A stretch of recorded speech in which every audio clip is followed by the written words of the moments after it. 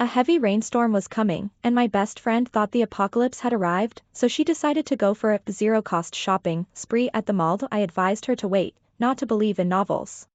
Society was still functioning, and what she was planning was basically breaking and entering. She listened to me and didn't go.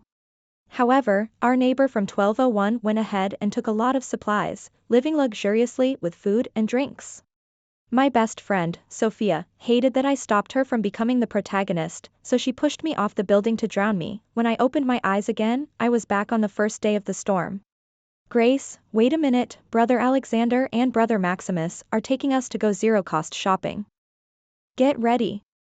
I was startled awake by Sophia's voice. I rushed to the window and saw heavy rain pouring down, with the water level just reaching the thighs of adult men. That's when I realized I was reborn. Reborn back to the first day of the rainstorm.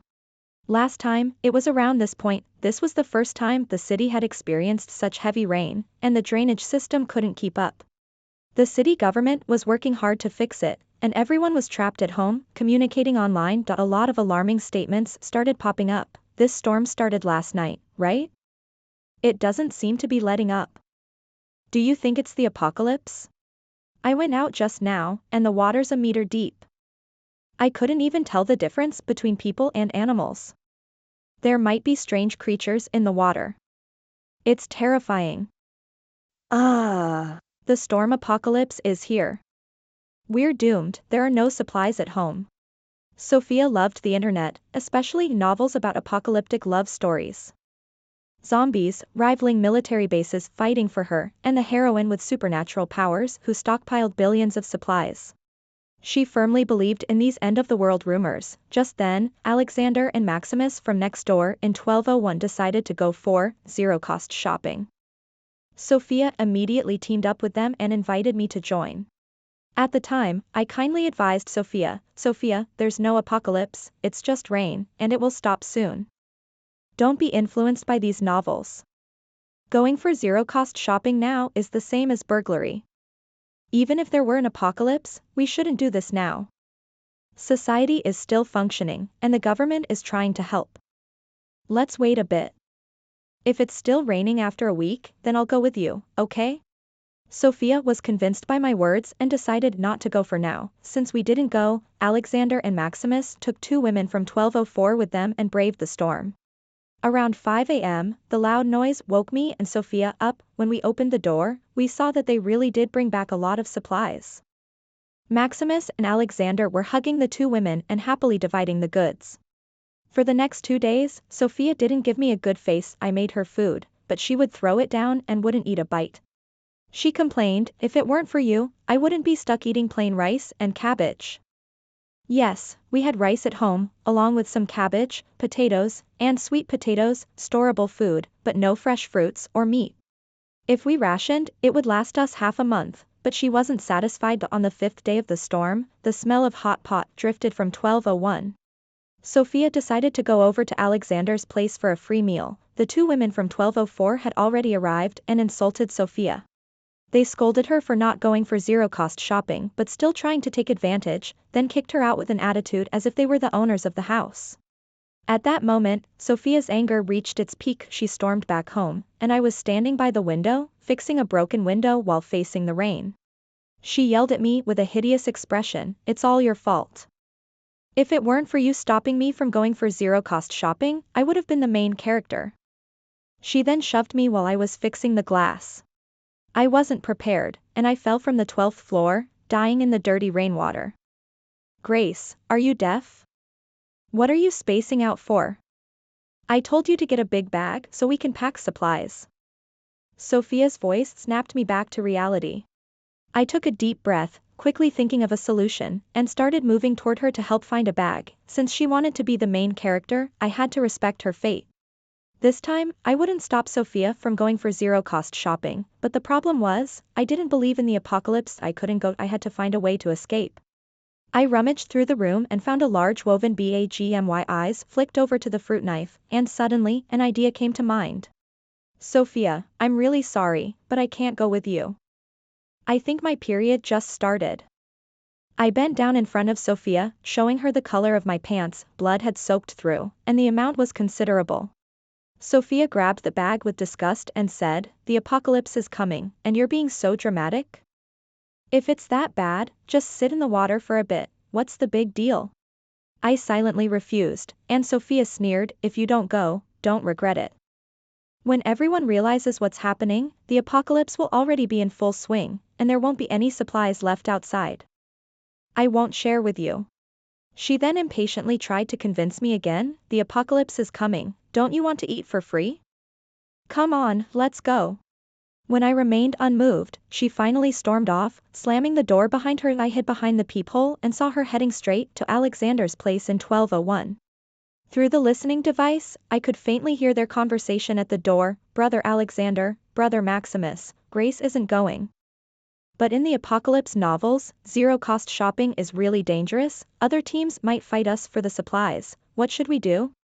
I was startled, although I had studied Taekwondo for a while and loved working out, making me stronger than the average girl, there was no way I could fight off two men with just my bare hands. With Alexander and Maximus protecting her, was it really that important for Sophia whether I went with them to the free shopping? The answer was no. Therefore, there was only one possibility left. If danger arose, Sophia planned to use me as a shield. Without me as her shield, she could quickly find two replacements. The two girls from 1204 came looking for Alexander and Maximus, hoping they could take them along to the free shopping. Alexander and Maximus were about to refuse, as they felt that bringing three women along would only slow them down. But Sophia, with a sly glint in her eyes, smiled and urged Alexander to take them with them, appearing quite magnanimous, only I knew how much Sophia despised the two girls from 1204. She would always complain to me, calling them little seductresses who only knew how to flaunt themselves online to attract men. This trip was destined to be troublesome, but I could barely protect myself, so I wouldn't go out of my way to warn anyone else. The sky seemed to tear open. In just a short time, the water level rose frighteningly and had already submerged the chests of adult men. I crouched by the window and saw Alexander and Maximus pulling out a kayak and putting it into the storm. The five of them struggled to climb aboard, ready to leave. The other residents of the neighborhood, hearing the noise, stuck their heads out and yelled, "Holy crap! You have a kayak? Can you send a message to my dad to come pick me up? Where are you going? The authorities told us to stay home and wait for rescue. It's dangerous outside, come back." Sophia, wearing a raincoat, was sitting in the kayak, holding a kitchen knife, and waved it dramatically towards the building. "The apocalypse is coming, and you're all just a bunch of helpless people waiting to die. When we build our base, don't come begging us for refuge." Upon hearing this, the neighborhood was thrown into chaos. They're going out to look for supplies. Could it really be the end of the world? With their departure, some people stared after them with malicious intent, their eyes flashing with a ruthless light. They pulled others aside and started whispering and scheming. Sophia, who had read so many post-apocalyptic novels, had forgotten one crucial thing: when disaster strikes, human nature is the most terrifying thing of all. Realizing this, I grabbed iodine to clean the wound on my palm and wrapped it up with a clean cloth. Then, I immediately started fortifying my home. This apartment was bought for me by my parents. Last year, Sophia cried to me about how her company had gone under and she was laid off, with nowhere to stay. We had met in college, and I had always treated her as my best friend. So, I invited her to stay at my place for free. 1201 was where Alexander and Maximus lived. They were two troublemakers, and their place was always full of shady people coming and going, eating, drinking, and partying loudly into the night. I had complained to the property management and police many times, but nothing ever came of it. 1204 was occupied by the two sisters who did live streaming. They always dressed up and acted arrogantly, looking down on others. 1203 was bought by my childhood friend's parents for his wedding, but since he worked in another province, the house was still not renovated and remained empty, filled with construction materials and other things. Our families had been close for generations, so my childhood friend had given me a spare key to help with receiving their deliveries. In my past life, I thought it was just a few days of heavy rain and not the apocalypse, so I didn't guard myself against Sophia or anyone else. I didn't ask my childhood friend for help either, thinking the rain would pass quickly and didn't want to trouble anyone. This time, even if it wasn't the end of the world, I would be prepared and wary of Sophia, no, wary of everyone. With that in mind, I pulled out my phone and texted my childhood friend, Gabriel, need help urgently. With the sound of the storm raging outside, I kept an eye on my neighbors upstairs and downstairs, worried someone might try to take advantage of the situation. After getting Gabriel's approval, I used the key to open his apartment and checked the parcels he had sent. I moved everything useful into my apartment. Gabriel mocked me for being paranoid over a little rain, but he also gave me advice on how to stay safe. I took 4 steel bars and positioned them across the door, wedging them against the walls to seal it shut. I then used a pull-up bar he had sent earlier and placed it 2 centimeters away from the door, tightening the screws. My door opens inward, so even if someone tried to force it open, these 5 rods would block them. For extra precaution, I also brought over his electric saw and tested it. It hummed to life and was very effective. Even an adult man would think twice before trying to take it from me. My windows were fitted with security bars, so I wasn't too worried. However, I found some large locks in Gabriel's parcels and added extra locks to the security bars. Then I used the remaining steel bars to reinforce the windows from the inside. Even if someone cut through the bars, they would still need to cut through the steel to get in. I opened several unopened cans of waterproof sealant and applied it to the walls that had leaked in the past life. Then I covered the windows with waterproof cloth. It was a little dark inside, but there were no other problems. Gabriel had also sent several boxes of candles, vacuum-sealed roast chicken and goose, as well as several bags of rice, flour, oil, and even some cured meats and dried fruit.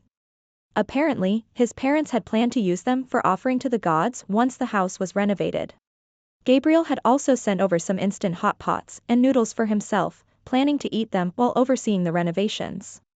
I never expected that a heavy rain would disrupt everyone's plans.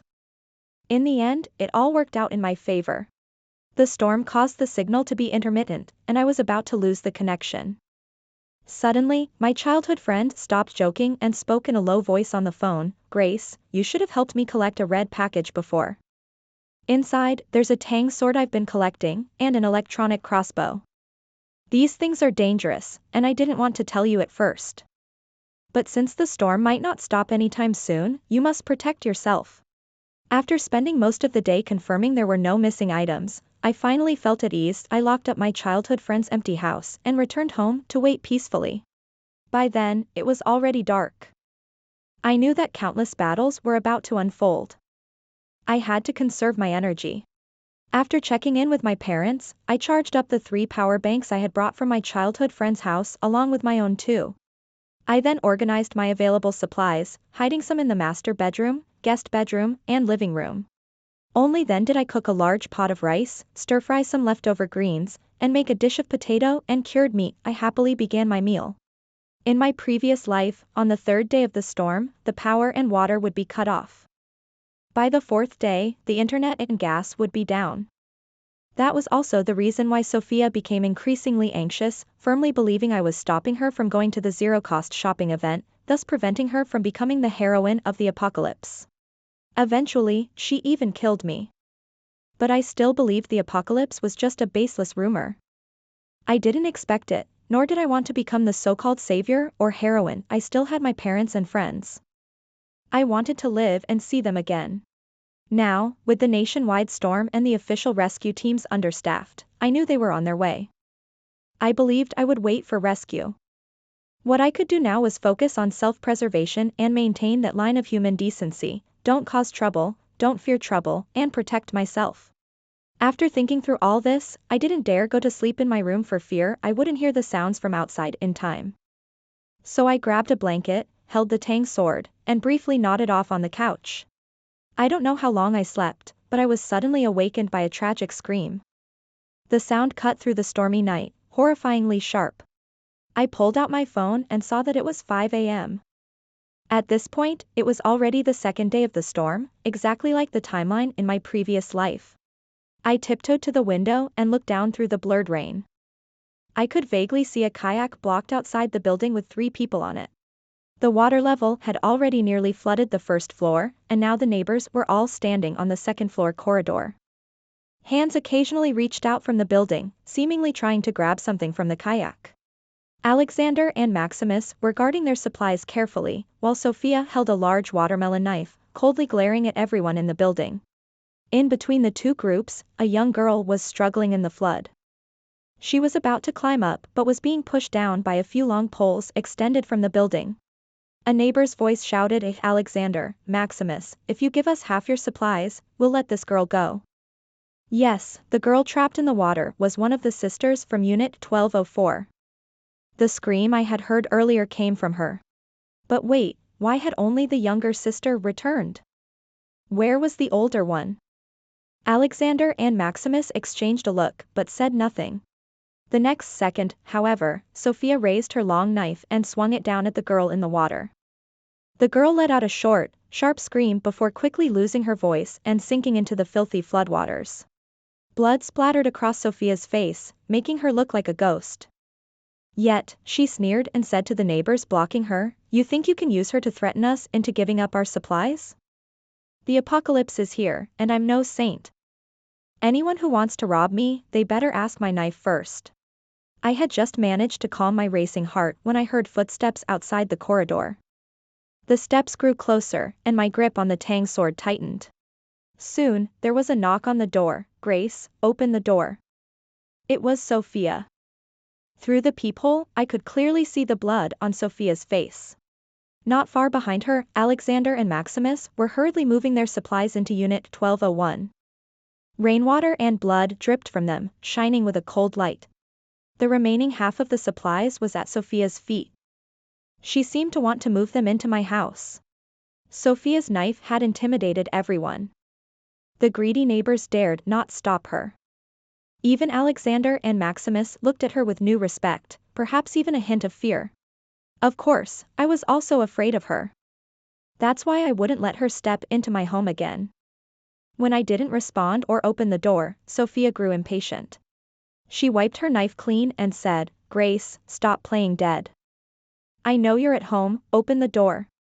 Of course, with this downpour, I had nowhere else to go but stay home. When I remained silent, Sophia suddenly raised her long knife and drove it into the peephole. The monitor screen immediately went black. The surveillance was down, and I could only use the peephole like any ordinary door viewer. My heart raced as I silently watched Sophia, who was becoming more unhinged. In the dim light, half of her face was hidden in shadows as she brought a set of keys up to the peephole and whispered like a demon, Grace, do you think that if you don't open the door, I won't have a place to stay? You don't know, but the two little bitches from Unit 1204 are dead. It turns out, Alexander and Maximus had originally planned to go to the zero-cost shopping event, but unexpectedly, as the storm began last night, a supermarket quickly gathered its stock and relocated. The other two supermarkets had already been occupied by other teams, and a large-scale fight had erupted outside. Sophia and her group of 2 men and 3 women were unable to match the strength of the other teams and quickly left. As a result, their zero-cost shopping plan failed. They considered going further, but it would be unsafe and the kayaks wouldn't last. At this point, a malicious glint appeared in Sophia's eyes as she smiled and said, I know a very remote little shop nearby, run by an elderly couple with a small grandson. It's perfect for zero-cost shopping. These people only focus on the big supermarkets and won't bother with the little shop. Why don't we check it out? So, the 5 of them changed direction and went to the shop. Sophia's recommendation of this shop wasn't accidental. A month ago, when she went there to buy something, she asked the shopkeeper's wife to give her a 5 yuan discount, but the shopkeeper refused. Sophia came back and complained to me for a long time, even posting on social media to curse the shop. The shop was located in a low-lying area. When Sophia and her group arrived, they found the water level had already submerged the shop's door. The elderly couple, along with many supplies, had climbed onto the roof, with their small grandson standing beside them. They happily waved to the approaching kayaks, thinking they were being rescued. Instead, what they didn't expect was the arrival of demons. Sophia and her group stole all their supplies. During the struggle, Sophia pushed the little boy into the floodwaters, where he was swept away.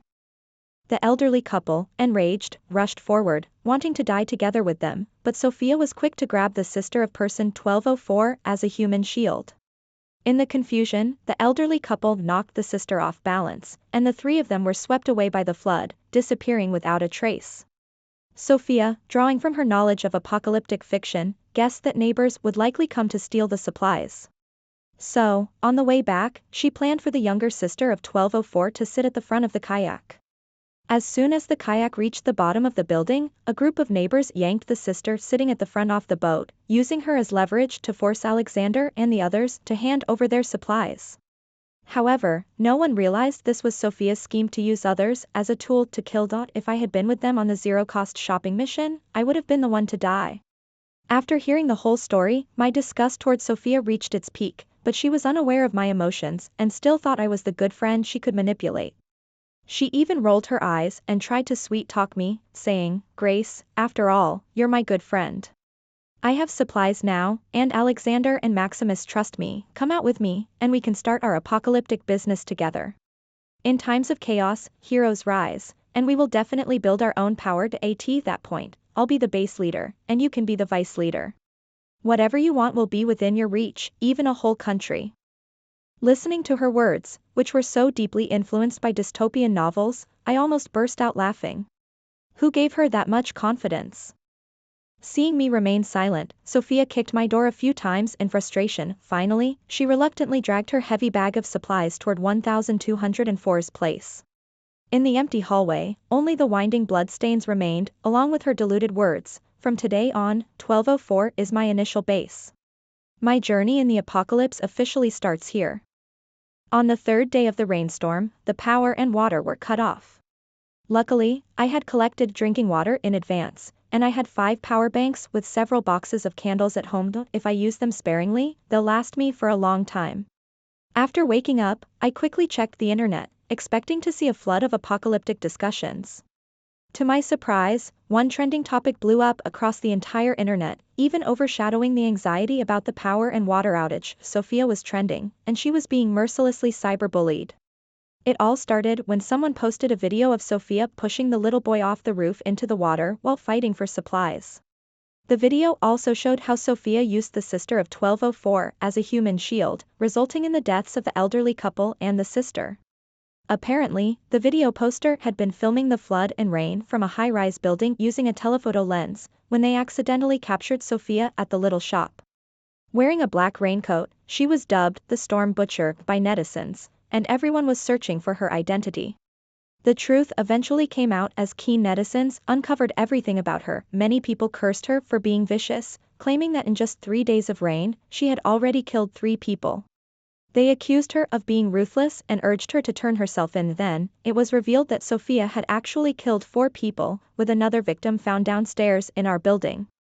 It seemed like this information had come from one of the neighbors. The authorities quickly issued a statement online, promising to investigate the truth. They called the property management, explaining the urgency of the situation and requesting that they lock Sophia in her apartment until the rain stopped, and then take her away for investigation. However, Sophia didn't take this seriously at all. Not only did she admit to the killings, but she even argued with the netizens online, saying, "When the apocalypse comes, people die. It's an honor for them to sacrifice for me, the heroine of the apocalypse."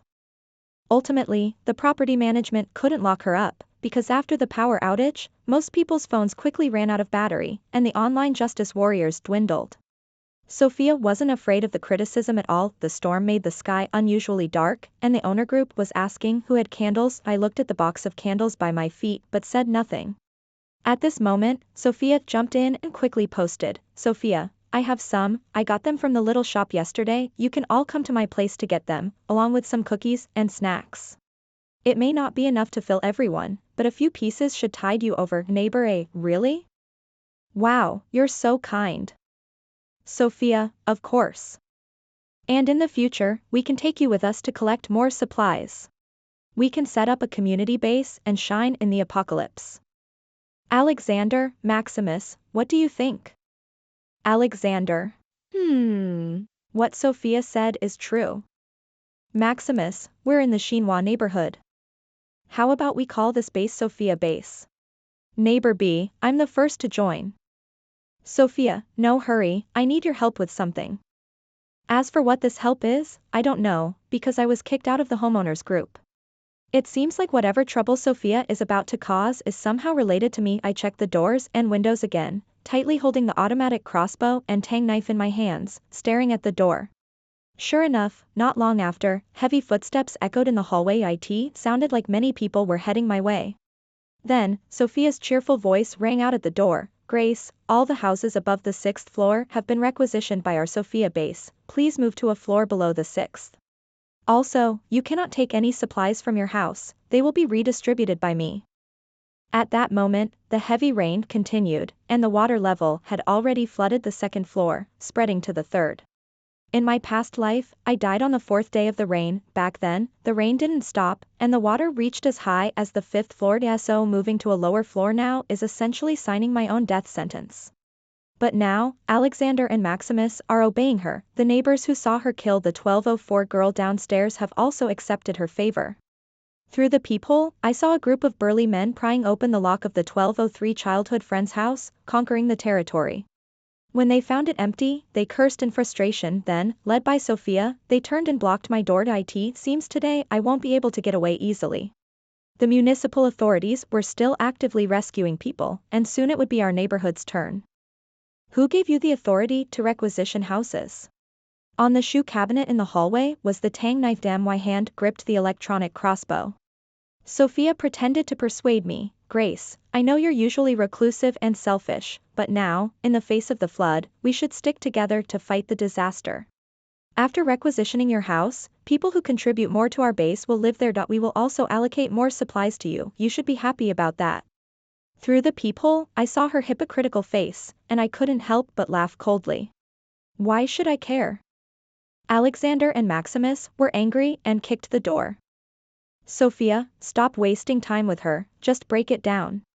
Sophia stepped back, and a group of burly men began to break the door. Bang, bang, bang. Fortunately, the steel bars and single bar construction I had prepared earlier worked.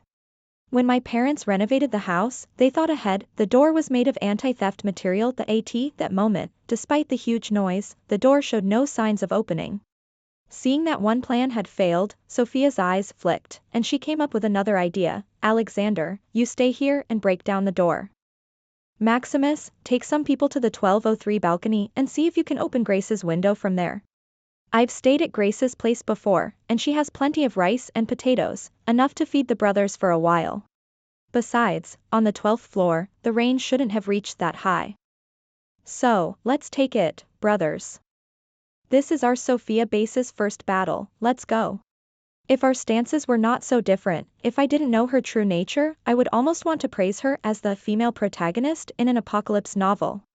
But unfortunately, all her gains are based on the sacrifice of others. I could hear the clattering sounds coming from the door and windows. Maximus climbed up to my window using the air conditioning unit. He was holding an axe and had a sneer on his face as he slammed it down on the window. Bang! The stainless steel anti-theft window collided with the axe, and Maximus's axe fell straight to the ground.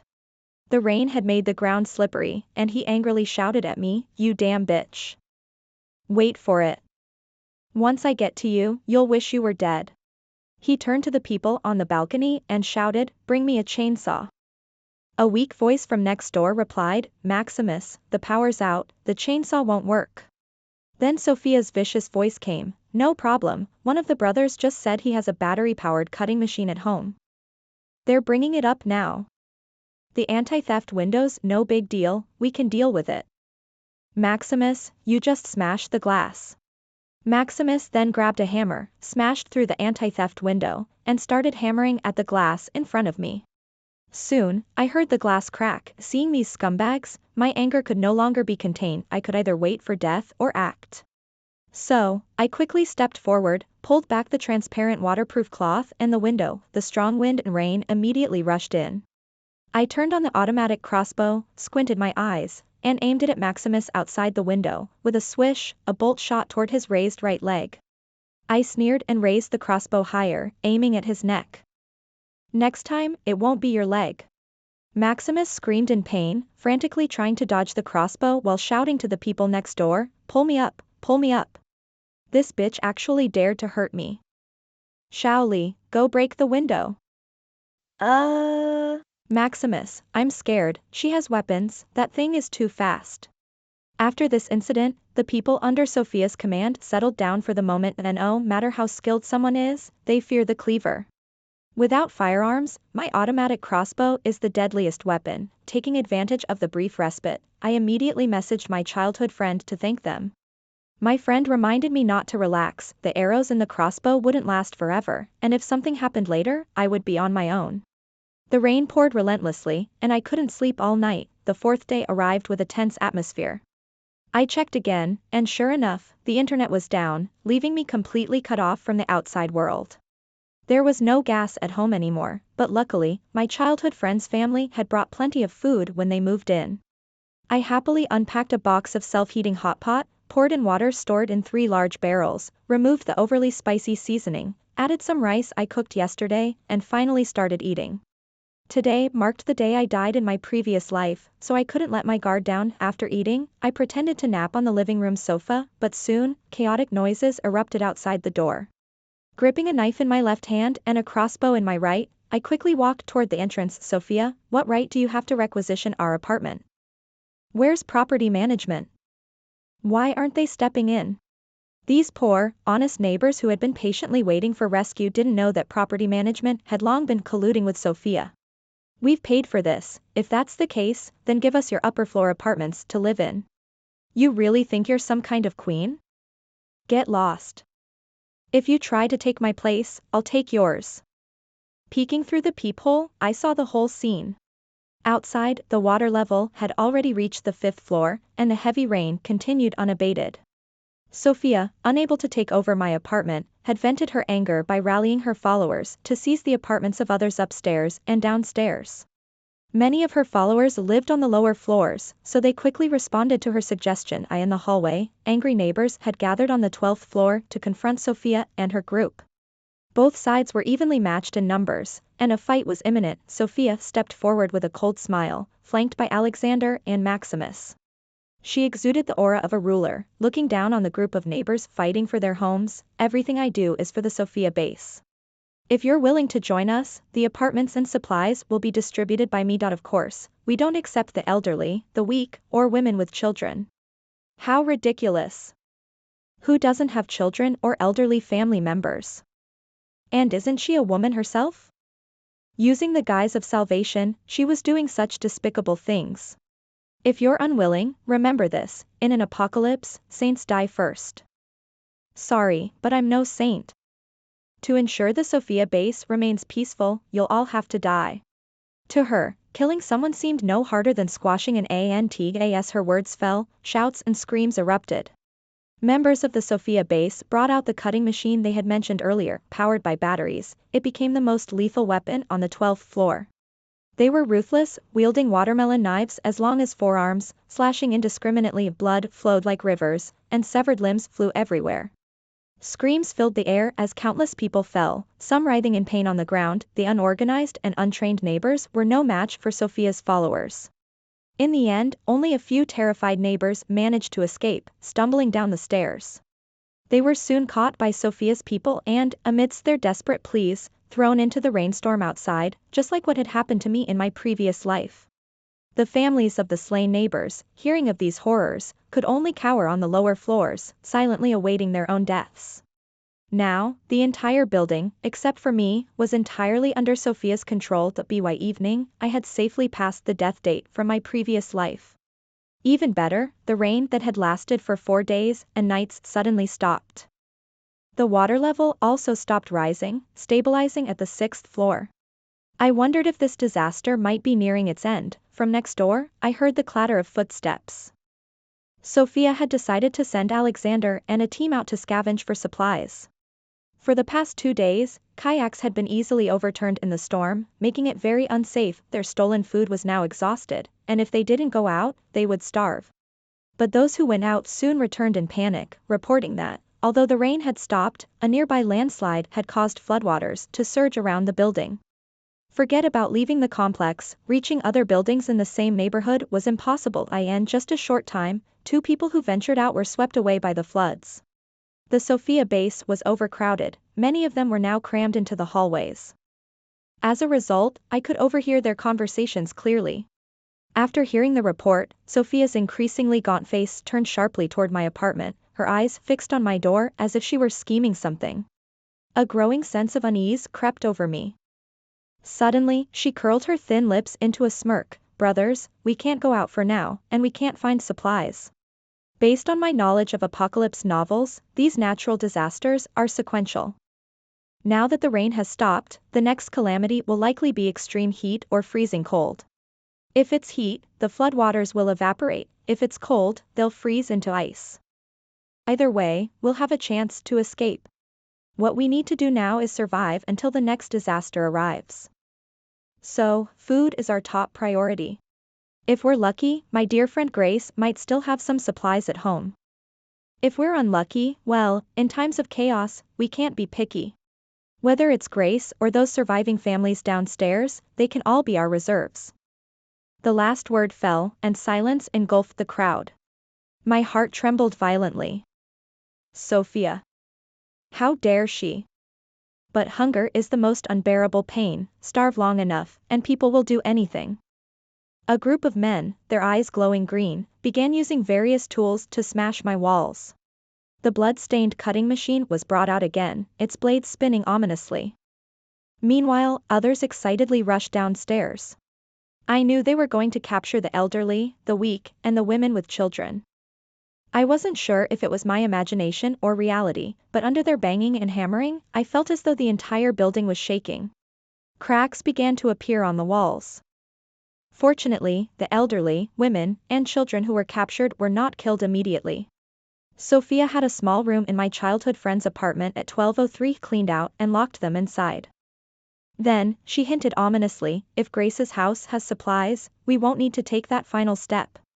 If not, everyone should prepare themselves. Immediately, every green-eyed gaze turned toward my home, as though I had become their last hope. On the 5th day of the torrential rain, at 3 a.m., there was a loud boom. A hole appeared in the wall, and an ugly, hideous face poked through, staring at me from inside the house. Supplies, here I come. I said nothing, but my electronic crossbow was already aimed precisely at the man's outstretched arm. 3 arrows in quick succession made him cry out in pain and retreat. Outside in the hallway, Sophia's voice grew clearer. Useless fools. Charge. Use sheer numbers to take her down if you have to. As the commotion continued, the hole in the wall grew larger, and one man after another attempted to crawl through. My arrows dwindled until only the last one was left. Then, Sophia chuckled lightly. Grace, you're out of arrows, aren't you? She still knew me best. Unfortunately for her, she underestimated me. After this intense defense, I grew calmer. I swiftly set aside the empty crossbow, unsheathed my tang dao, gripped it tightly with both hands, and said coldly, Sophia, have you forgotten why we became friends in the first place? It was because I practiced taekwondo.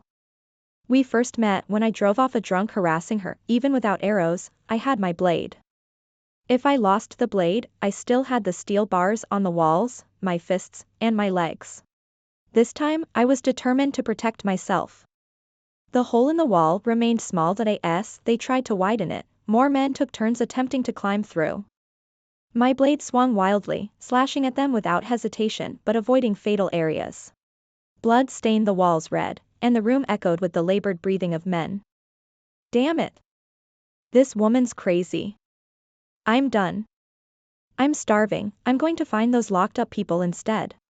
He meant the elderly, women, and children locked in 1203.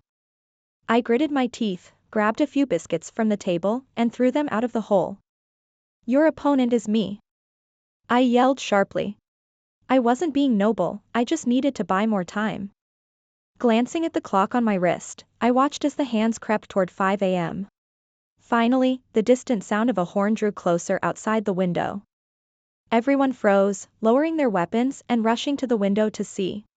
A massive military ship was slowly approaching. Epilogue On the 5th day of the torrential rain, we were rescued. A comforting voice from the military ship echoed through the storm, we're sorry, fellow citizens. We're late. The natural disaster is over. You are safe now. Everyone, whether part of Sophia's so-called base, the captives, or myself, cried tears of relief and joy. Only Sophia stood frozen, her face pale as a sheet, murmuring, "No, no, how could the apocalypse end? I'm the protagonist, I haven't had my chance to shine." Her words were cut short as a pair of silver handcuffs snapped onto her slender wrists. "Sophia, you are under arrest for multiple counts of murder. Come with us." Sophia's entire base was detained in the ship's lower hold, while the survivors were taken to clean up, eat, and rest. On the day of her trial, I presented evidence I had recorded with my phone. Sophia didn't know that although the power and internet were out, the power banks I got from my childhood friend had been a lifesaver. I had recorded everything, her killing neighbors in the hallway, digging into my wall, and even murdering the 3 poor victims in the convenience store during her looting spree. Videos of the murders had already gone viral online. Thinking it was the apocalypse, Sophia had admitted her crimes without reservation. As for the younger sister from 1204, who was killed downstairs, surviving neighbors testified against Sophia. Her so-called allies from the base turned on her to reduce their sentences, pushing all the blame onto her. Even Alexander and Maximus scornfully said, "That woman's a lunatic, arrogant, and murderous. She killed anyone she wanted at first. We thought she had real skills and could help us gather people and supplies during the apocalypse. But since there's no apocalypse, why should we cover for her?" With both evidence and witnesses, Sophia's case quickly became a sensation. Dubbed the Rainstorm Butcher, her infamy spread worldwide. To restore public confidence, Sophia was sentenced to immediate execution. The torrential rain washed away many scumbags, some maxed out credit cards maliciously, some looted homes, others committed arson and murder, or looted recklessly like Sophia. While their crimes didn't reach her level, each one faced justice under the laws. For me, despite injuring many, I had recorded everything from start to finish. My actions were deemed self-defense. When the case concluded, I stepped out of the courthouse. Though the flood and rain had ravaged the once beautiful city, this wasn't the apocalypse, it was just an extreme natural disaster, and in the aftermath, everyone was working to rebuild. Sweat glistened on foreheads, shimmering in the sunlight. I crossed the street to meet my parents and childhood friend hand in hand. We walked toward the promise of a new home.